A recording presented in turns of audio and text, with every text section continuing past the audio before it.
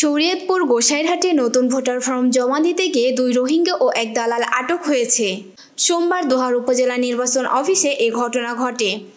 আটকরা হলেন কক্সবাজারের টেকনাফ উপজেলার বালুখালী 11 নং ক্যাম্পের আবুল ফকির আহমেদের ছেলে মোহাম্মদ ইয়াসিন। আইডি কার্ড সম্বন্ধে মাদ্রাসা মাদ্রাসা মারে নগদ আইডি কার্ড ছাড়া অনাল গিয়া রোহিঙ্গা ফোন নগদ আইডি কার্ড বানায় মাদ্রাসা করে আইডি কার্ড। কক্সবাজার জেলার টেকনাফ উপজেলার ধমদমিয়া গ্রামের মৃত সোনা আলীর ছেলে মোহাম্মদ হোসেন।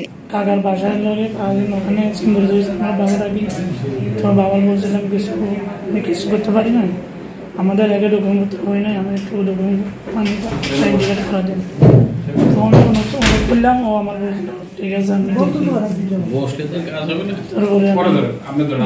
ওর লোকে আসছিলাম। তা আমি তো ডকুমেন্ট মানে রোজগার করে খাই, এছাড়াও দালাল মোহাম্মদ আহসানুল্লাহ গোসাইরহাট উপজেলার কোদালপুর ইউনিয়নের মধ্যা দেওয়ানপাড়া এলাকার মৃত কালিমুদ্দিনের ছেলে। ওইভাবে ওই হিসাবে পরিচয়, ওর বাবা নাই, আমার ওর বাবার মতো লাগে, এই সময় আমার বাবা লাগে। হ্যাঁ, সবসময় ওইখানেও থাকে, যেখানে যায় সেখানেই বাবা লাগে। এইভাবে পরিচয় পরে পরে আমার একটা ইয়া লাগে, আইডি কার্ড লাগে। আমি একদম দেখতে পারি না, কিছু করতেও পারি না, নাম্বার লাগাইতে পারি না।